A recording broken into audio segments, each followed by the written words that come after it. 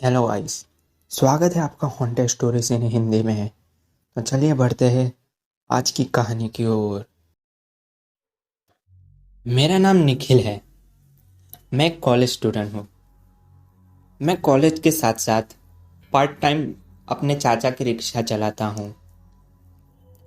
मैं रिक्शा रात के टाइम चलाता हूँ और होता ऐसा है कि जितना देर तक आप रिक्शा चलाओ उतनी कमाई ज़्यादा होती है। तो मेरे खुद के खर्चे निकालने के लिए मुझे रिक्शा चलाना पड़ता है। तो हुआ कुछ ऐसा, एक दिन मैं कॉलेज जा रहा था। उस दिन बहुत तेज बारिश हो रही थी। मैं कॉलेज पहुंचा तो मेरे दोस्त के साथ कहीं घूमने जाने का प्लान था जो कि मैं भूल चुका था। तो मेरे दोस्त नाराज़ थे मुझसे। मेरी गर्लफ्रेंड का बर्थडे था तो मैंने उसे 12 बजे विश नहीं किया तो वो भी मुझसे नाराज़ थी। मैं मायूस होके कॉलेज से घर लौटा। मैंने बोला, साला आज का दिन ही खराब है यार। बारिश लगातार चालू थी। पूरा दिन मेरा बहुत खराब गया। रात के समय मैंने चाचा को बोला, चलो चाचा, मैं रिक्शा चलाने जा रहा हूँ। मेरे चाचा ने कहा, बेटा ध्यान रखना, आज बारिश ज़्यादा है तो बहुत देर तक रिक्शा मत चलाना, जल्दी घर वापस आ जाना। मैंने कहा, ठीक है चाचा, आप चिंता मत करो, मैं जल्दी घर आ जाऊँगा। मैं रिक्शा लेके निकल गया। उस दिन यातायात कम थी। बारिश ज़्यादा होने के कारण कोई पैसेंजर भी नहीं मिल रहा था। मैं अपने रिक्शा में अपनी बुक्स साथ रखता था क्योंकि खाली टाइम में उसे पढ़ सकूं और स्टडी कर सकूं। मैंने देखा कि बस स्टॉप पे एक पैसेंजर खड़ा है, हाथ में छाता लिए। मैं रिक्शा लेके उसकी ओर चल दिया। मैंने देखा तो वो एक चाचा थे जो बारिश में छाता लेके खड़े थे। मैंने बोला, चाचा कहाँ जाना है, चलो मैं ले चलता हूँ। चाचा ने कहा, बेटा आगे एक गांव है, वहीं तक। मैंने उनको बिठा दिया। मैं रिक्शा चला रहा था और टाइम पास के लिए मैंने अपना रेडियो ऑन करके किशोर कुमार के गाने लगा दिए। मैंने चाचा से कहा, चाचा आज तो बहुत धुआंधार बारिश है, लगता है कहीं बाढ़ आएगी। चाचा ने कुछ भी जवाब नहीं दिया। पीछे मैंने मिरर से पीछे देखा। चाचा मुझे मिरर से घूर रहे थे। मैंने मन ही मन में कहा, क्या खड़ूस आदमी है यार। मैं गाने एंजॉय करता करता रिक्शा चला रहा था। अचानक से मुझे रास्ते में दो लोग दिखे जो बाइक को धक्का दे रहे थे। मैंने जाके जब उनके पास रिक्शा रोकी तो वो मेरे दोस्त थे कॉलेज के। क्या यार निखिल, यार अच्छा हुआ तू मिल गया। देखना यार, मूवी देख के वापस आ रहे थे, साला पेट्रोल खत्म हो गया। मैंने कहा, तुम्हारा तो ये रोज का है, रुको मेरे पास है, मैं देता हूँ। उतनी ही देर में मेरा दोस्त मुझे बोला, क्या निखिल अकेले अकेले कहाँ जा रहा है। मैंने कहा, अकेला कहाँ हूँ, पैसेंजर है ना पीछे। मैंने पीछे देखा तो वहां पर कोई नहीं था। मैं देख के चौंक गया कि जो चाचा बैठे थे वो कहाँ गए। मेरा दोस्त बोला, कहाँ है यार कोई, तो अकेला ही तो बैठा है। मैंने कहा, अभी जस्ट बस स्टॉप से मैंने एक पैसेंजर बिठाए थे, पता नहीं चाचा कहाँ गायब हो गए, लगता है पैसे देने का हुआ इसलिए भाग गए होंगे। मेरे दोस्त ने कहा, यार दूर से तेरी रिक्शा देख रहा हूँ, मुझे तो कोई पैसेंजर उतरते या भागते हुए नहीं दिखा। मैंने उस बात को इग्नोर करके उनको पेट्रोल दिया और मैं आगे बढ़ गया। आगे जाते ही मुझे दूसरे बस स्टॉप पे एक शादीशुदा जोड़ा मिला। मैंने उनको बिठाया। वो लोग भी शायद कहीं मूवी देख के आ रहे होंगे। हम लोग ऐसे ही, बारिश लगातार चालू थी। अचानक से वही चाचा फिर से मुझे रास्ते में दिखे। मैंने उनके पास जाके अपनी रिक्शा रोक दी। मैंने कहा, चाचा, ओ चाचा, मेरे पैसे लाओ। क्या चाचा, आप तो भाग गए वहां से, मेरे पैसा कौन देगा। चाचा ने कहा, पैसे चाहिए तुम्हें? पैसे चाहिए? देता हूँ, आगे मेरा गांव है, वहां तक छोड़ दो, मैं तुम्हें पैसे देता हूँ। मैंने चाचा को फिर से बिठा दिया। बारिश थी जो कि रुकने का नाम नहीं दे रही थी। अचानक से चाचा बोला, बस बेटा यहीं रोक दो। मैंने रिक्शा रोकी, आजू बाजू देखा तो बस जंगल झाड़ियां ही दिख रही थी। मैंने कहा, चाचा पूरे पैसे नहीं है तो कोई बात नहीं, आप बैठो, मैं आपको गांव तक छोड़ता हूँ। अंदर मेरे दूसरे पैसेंजर भी बोल रहे थे, चाचा हाँ ऐसे जंगल में मत उतरिए, आपके पैसे हम दे देंगे। पर चाचा अपनी जिद पे अड़े रहे। चाचा ने अपनी जेब में से पैसे निकाले, उसमें से एक 10 की नोट नीचे गिर गई। मैंने कहा, रुको चाचा, मैं ले लेता हूँ। मैं जब नोट लेने झुका, मैं घबराहट से उठ खड़ा हुआ। मैंने फटाफट से रिक्शा भगाई और मैंने मेरे पैसेंजर से बोल दिया, पीछे मत देखना, कोई पीछे मत देखना। मेरे पैसेंजर भी डर गए। मेरे पैसेंजर बोले, अब तक आप पैसे के लिए उनको बोल रहे थे, अपने पैसे तो लेते, क्या हुआ? मैंने बताया कि जब मैं पैसे लेने नीचे झुका, उनके पैर उल्टे थे। ये सुन के वो दोनों भी डर गए। मैंने कहा, कोई पीछे मुड़ के मत देखना।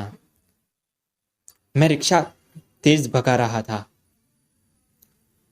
और वह चाचा मुझे बार बार आगे रोड पे दिखाई दे रहे थे। वो जोर जोर से बोल रहे थे, बेटा आपने पैसे ले लो, बेटा आपने पैसे ले लो, बेटा आपने पैसे ले लो। वो जितनी बार दिखाई दे रहे थे उतनी ही बार खूंखार होते जा रहे थे। जब लास्ट बार वो चाचा दिखे, गलती गलती कर रहे हो तुम, और उसके बाद वो नहीं दिखे। मेरे पीछे जो पैसेंजर बैठे थे उन्होंने आंख बंद कर दी थी। मैंने कहा, बस भगवान का नाम देते रहो और पीछे मुड़ के मत देखना, अब वही है जो हमें बचा सकते हैं। आगे जाते ही गांव वाला इलाका आ गया। मैंने कहा, अब डरने की बात नहीं है, उसकी सीमा वहीं तक थी, अब वो चाचा नहीं आएंगे। उतनी ही देर में मेरे कंधे पर किसी ने हाथ रखा। मैंने पीछे मुड़कर देखा तो 2 भयानक आत्माएं थी। उनको देखकर मेरा बैलेंस बिगड़ा। मेरी रिक्शा सीधा खंबे से जाके टकरा गई। मैं बेहोश होते होते खंबे पर जो पोस्टर लगा था उसे देखा। वहां पर लिखा था, सुमित और जानवी को भावपूर्ण श्रद्धांजलि। कुछ दिन पहले ही वहां एक्सीडेंट में 2 लोग की मौत हो चुकी थी। उतना पढ़ते ही मैं बेहोश हो गया। मेरी जब आंख खुली तो मैं हॉस्पिटल में था। मुझे बताया गया कि मैं किसी को रोड साइड पे मिला और उन्होंने मुझे हॉस्पिटल तक भेजा। यह घटना के बाद मैं रात को 11:30 या 12 तक ही रिक्शा चलाता हूँ और जल्द से जल्द घर आ जाता हूँ। ये मेरे साथ घटी हुई मेरे लाइफ की बहुत ही बुरी घटना है।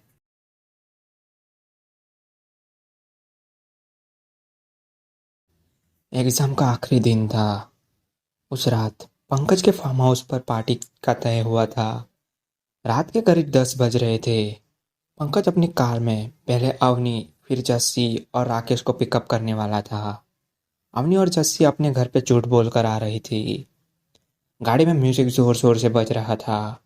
पंकज का फार्म हाउस गुड़गांव के पास था। करीब आधे घंटे का रास्ता बिना बिजली वाला और कच्चा था। पंकज ने स्टीयरिंग घुमाते हुए पूछा, अरे राकेश, बियर का इंतजाम कर लिया है ना? राकेश ने अवनी की ओर हंसते हुए बोला, अरे हाँ एकदम, बस इंतजाम हो चुका है। अवनी और जस्सी एक दूसरे के सामने देखकर हंस रही थी। तभी अवनी खिड़की से बाहर देखते हुए बोली, अरे ये तो अलीगढ़ वाला रास्ता है ना? यार इस रास्ते के बारे में बहुत सुना है। कहते हैं कि यहाँ से गुजरने वाले लोग बहुत कम ही सलामत वापस आते हैं। जस्सी को अवनी की बात पसंद नहीं आई। सब हंसने लगे। तभी एकदम झटके से गाड़ी रुक गई। दिसंबर की सर्दी की वो रात थी और करीब 12:30 बजने वाले थे। सब राकेश की ओर देखने लगे। राकेश ने 3-4 बार गाड़ी का स्टार्टर लगाया, लेकिन सर्दी की वजह से वो भी चलने का नाम नहीं ले रही थी। सब गाड़ी में से उतरकर बाहर आए। तभी उस अंधेरी और कच्चे रास्ते पर सामने से कोई औरत आती हुई दिखाई दी।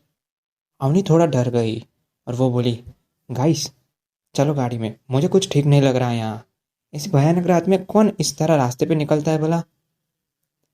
राकेश ने हंसते हुए कहा, अवनी तुम भी खामखा डर रही हो। आसपास गांव है, सबके घर में टॉयलेट नहीं होता यहाँ। फिर भी अवनी और जैसी गाड़ी के अंदर जाकर बैठ गई। वो औरत सीधी चली आ रही थी और सफ़ेद ड्रेस में बहुत खूबसूरत लग रही थी। पंकज गाड़ी की ड्राइवर सीट पर बैठकर स्टार्टर देने की कोशिश कर रहा था। तभी वह औरत राकेश के पास से गुजरी। राकेश सहम सा गया। कुछ ठीक नहीं लग रहा था अब उसे। कुछ ठीक नहीं लग रहा था अब उसे। वो औरत में से अजीब सी दुर्गंध आ रही थी। औरत उनकी गाड़ी के बिल्कुल सामने वाले पत्थर पर जाकर बैठ गई। अब राकेश भी डर के मारे गाड़ी में आ गया। उसने पंकज को भी अंदर बुलाकर गाड़ी का दरवाज़ा बंद करने को बोला। पंकज पहले से ही ये बात को मानता नहीं था। वो गुस्सा हो गया। उसका सारा प्लान फ्लॉप हो रहा था। उसका फार्म हाउस पहुंचकर जल्दी से जस्सी को अपनी बाहों में लेना था। उसने खिड़की का शीशा नीचे कर जोर से पूछा, क्या क्या चाहिए बहन जी आपको? क्यों इतनी रात गए ऐसे सामने आकर बैठ गई है? आसपास कोई मैकेनिक हो तो बताओ, कम से कम गाड़ी तो ठीक हो जाएगी हमारी। सब सहम गए। अवनी का रोना भी शुरू हो गया। जस्सी ने पंकज को शांत हो जाने को कहा। राकेश डर का मारा हक्का बक्का रह गया। तभी वो औरत वहां से खड़ी हुई और चलकर गाड़ी की ओर आने लगी। पंकज ने गाड़ी का शीशा बंद कर दिया। अब उसको भी डर लगने लगा। पंकज ने फिर गाड़ी का स्टार्टर लगाया और तीसरी बार में गाड़ी फुड़फुड़ाती शुरू हो गई। वो औरत एकदम दरवाजे के पास आ गई थी। उसका चेहरा बहुत भयानक था। पूरे मुंह पर कटे फटे निशान थे जहाँ से खून निकल रहा था। ये देखकर चारों दोस्त बहुत डर गए थे। जस्सी और अवनी ने अपनी आंखें बंद करके रोना शुरू कर दिया था। राकेश और पंकज भी बहुत घबराए हुए थे। बहुत कोशिश के बाद गाड़ी स्टार्ट हो गई। पंकज ने जोर से एक्सीलेटर दबा दिया और वहां से गाड़ी चल पड़ी तेजी से। सबने मिल के पीछे देखा तो औरत जमीन से 4 फुट ऊपर थी और वो बहुत जोर जोर से हंस रही थी।